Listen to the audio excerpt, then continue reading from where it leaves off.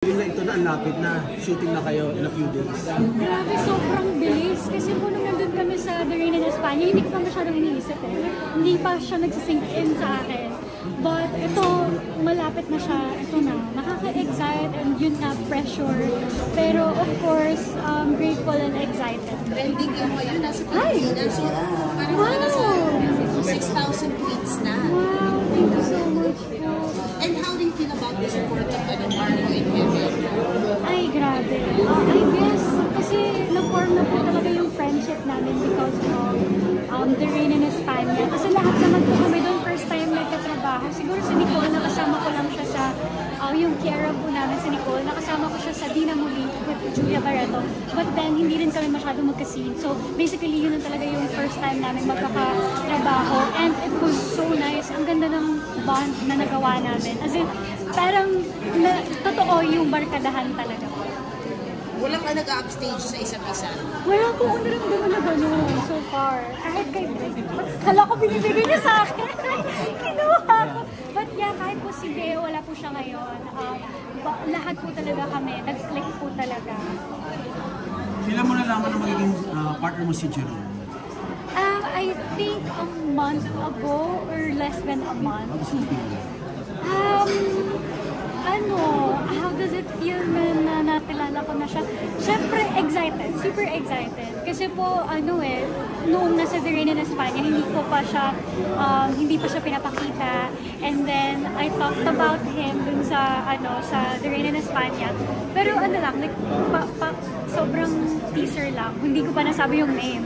So ngayon, may face na, nakikita na natin siya. Meron ng visual kung sino si Hero. I'm very, very excited. Malaking part nito, Safe Skies, yung sex scene yun. How did you go about it? How did you tackle it? Given that dito lang din kayo talaga naging close. Paano ko po yung tackle na? Paano nyo tackle yung scene? Wala pa po kami. Hindi pa po kami nag-shoot. Yes. Mag-start pa lang po kami ng shoot. That's why I asked for workshops before. Nung nag-start pa lang po kami sa The Rain in España, nung binibigay po sa akin yung description, nung nalaman ko na malaking project po talaga to, I accepted it. But then, nung nabasa ko yung libro, nagulat talaga ako kasi sobrang talagang, totoo ba talaga na youth-oriented siya? Kasi sobrang visual po. Kahit in words, talagang parang maiisip mo yung mga nangyayari and talagang wild siya. So, I doubted myself, kaya pa to? Parang hindi naman, first of all, hindi ko alam kung kaya ko i-handle yung mga ganitong scenes. And parang nung una nga po, hindi nag-back out, pero I questioned. Sabi ko dun sa RM ko, kaya ko ba to? Parang ayoko na. Kasi parang, bakit ako? Kasi hindi naman, parang I don't see myself as Yana.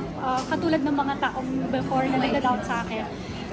And then, miniting po nila ako. They said, sige, we will give you everything that you need. We'll make you feel safe sa lahat. Yung mga restrictions mo, we'll respect it.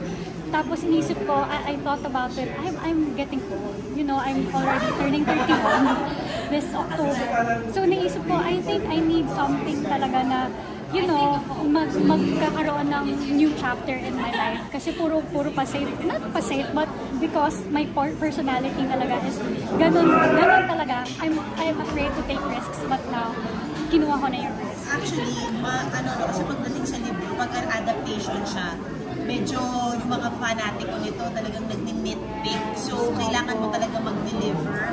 Diba? Parang na-invite mo yun since sinabi ko parang hindi ka nakaka-relate sa character mo prior to this. Sobrang dami po talagang bashers. Hindi lang sa akin, sa buong cast po talaga. So, yun din yung naging unang bond namin na parang we're in this together, ganyan tayo. May time din na magpapatok ba to? Kasi ang daming negative comments. But then, ginawa namin yung part namin and yung pinaka-essence po ng character namin. Talagang naging loyal kami doon. And hands-on din po kasi yung author nito, si Kwai. We asked her, paano ba si Yana? Paano ba yung character namin? Saan siya nanggagaling? She's very hands-on. So, yun lang din po yung difference siguro na approved lahat ng may role dito si Kwai. Hindi niya pinabayaan. Bakit ka nababash? Ano yung ininitpick? Ayan. So, sa akin po naman kasi, in the book, her yung visuals ni Yana, she's actually half American. So maputi po siya, may brown eyes siya, that's why I'm wearing contacts. Tapos ano siya, mestiza, gano'n. So parang nakita nila, yun yung Yana, like, expected na. Sabi ko, ate, doon po sa article, ate, hindi ako to. Kasi yung description sa book. But then talagang, yung, grabe yung trust nila sa akin. Grabe yung pag-encourage sa akin. Kaya mo to, ikaw yan. Ikaw na yan. So, I started, like, yung mindset ko, binago ko na. Ako sila. And I'm very thankful kasi marami pong nagmahal na sa akin as Yana. Like, minsan kahit hindi ko siya sinasadya, sinasabi lang, very Yana. So, I'm very grateful. And syempre, honored ako na nakikita na nila na kaya ko na maging Yana. Na-hurt ka nung sinasabi na dapat hindi ikaw yung sa role na yun? Actually po, hindi naman po ako na-hurt na sinabi nila sa akin, hindi bagay sa akin. Kasi in the first place, ganun din yung sabi ko sa sarili ko, na oo ba, hindi naman ako yun eh. So, hindi po talaga ako totally na-hurt. I understand where they're coming from. Kasi fan din ako ng mga halimbawa anime or whatsoever na ginagawang live adaptation. Same din sa akin. Kapag may nakita ko na hindi ko gusto, sasabihin ko na. So, I understand where they're coming from. Hindi po ako na-hurt. Ngayon, yung ins and outs sa libro, binasa mo na? Opo, actually, third time ko na po siyang binabasa ngayon. So, yung first time po was nung bago mag-start yung The Rain in España. And then, during The Rain in España, binabasa ko na po yung Safe Skies. And then, kasi medyo po yung memory ko talaga, medyo mabilis talaga. Pero mabilis akong mag-memorize, but then, yung short term siya. So, binabasa ko po ulit ngayon para talagang fresh po sa akin kung ano yung thoughts ni Yana, why she did this, why she did that, bakit siya ganito, ganito. So, para po mas fresh sa akin. I'm reading it again. Ano, would you say na parang, kasi ilang taon ka na ba ngayon sa showbiz? Pag ika-count mo siya, Nag-start po ako sa showbiz, I was 12 years old. Saan? Little Big Star po, season 2. Singer po kasi talaga. Oh yeah, I know nga na you have recording in Japan. Oh my gosh, thank you po. Yes, I did that before then. Pero hindi po kasi ako tuloy-tuloy because in and out ako sa career ko as sa showbiz. Dahil ano po ako nag-aaral po ako. Pero for some reason, every time nagkakaroon ng bagong opportunity, I leave school. Kasi parang dito ako masaya talaga. Kahit anong gawin ko, naiwan ko to, bumabalik po talaga. Nakatapos ka na ba? Hindi pa rin? Yun po, hindi. The reason for this though is because kailangan ko po mag-provide for my family. Why? Kasi po, napunta sa akin yung responsibility at 20s naman na ako noon. Pero walang choice. And parang inisip ko, ako na to. Ako na yung aabo nito. Kasi walang iba. Ako po yung panganay. Ilang kayo magkakapatid? Ano? 4 po kami magkakapatid. So, nung naiwan po kami, walang savings, everything, napalayas kami, gano'n, to the point na gano'n po talaga. So, parang, ito na yung buhay ko. Backgrounder lang? Naghiwalay ba yung parents? Ano? Paano ba? Well, yes, may iba po yung father ko po, may iba siyang Family? Family. Not family, ano pa lang po.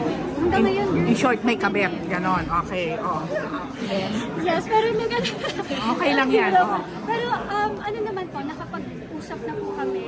Matagal na po kami hindi nag-usap yung dad ko kasi medyo sugat talaga sa akin. Ilang taong ka nung time na yun? 20 something na? Okay. 20. So, inisip ko na din, okay lang din siguro dahil hindi naman na talaga ako responsibilidad. But then, yung mga kapatid ko, syempre nasa akin nakakasa. So you had recording in Japan. Hindi mo pa siya nakita na mas mas bongga siya kung pwede. Paano nangyari? Well, yung sa Japan po kasi, I think it's so hard to promote the songs, the albums, kasi dito po ako nakabase sa Philippines. It was so promising. Sobrang promising yung mga albums ko doon sa Japan. Pero dahil wala ako doon, nahirapan ko sila. Like, puro online lang, puro digital. But, yun, sayang. Pero it was a very nice experience. Lahat po sila Japanese. May translator lang po ako isa. Wait lang. Yung background nga niya, paano nangyari yung Japanese? Solo ka ba? Group? Solo. Po yun. Meron po isang recording company in Japan kasi nung time po na yun, nabuboom yung mga foreigners na nag-cover ng mga Japanese songs, ginagawang English. Anong year yan? I forgot na 10 years ago, 7 years ago, na, okay. parang ganun po. Ito po yung time na kumukuha sila ng mga Asians na hindi Japanese, mga foreigners na kumakanta ng Japanese song na ginagawang English. So yun yung trend that time. So yung recording company na po yun, nagpa-audition po sila all over Asia. So nag-send po ako ng demo. And then ako po yung napili that time. So it's sobrang fulfilling for me as a recording artist. Although hindi siya nag-fly, sobrang proud pa rin po ako. Naiintindihan mo yung kinanta mo?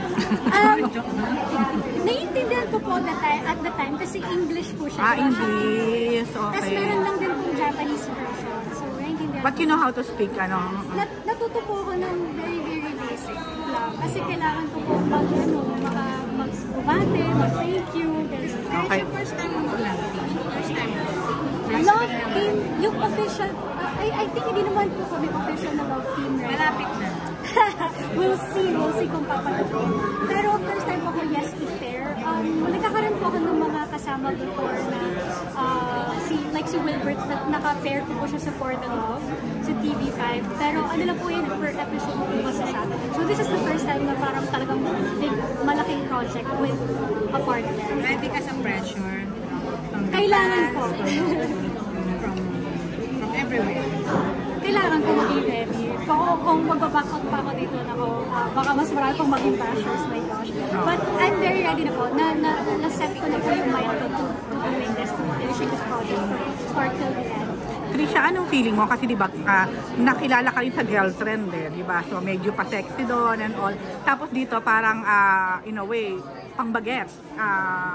Tinibapper, something. So, oo. So, paano mo yung tinitingnan na bigla kang napunta sa ganito? At hindi ko po siya ina-expect sa totoo lang. Kasi nga po, ang nakikita ko po sa career ko is becoming a performer. Nagpa-perform sa concerts, mag-record, talagang performing arts. Meron po, na-enjoy ko yung acting, but I didn't see it as a passion before. But since sometimes po kasi merong something na binibigay sa'yo na hindi mo ginagamit because hindi ka doon nakatingin. Si Boss Vic yung nagpa-realize sa akin na parang mag-acting ka.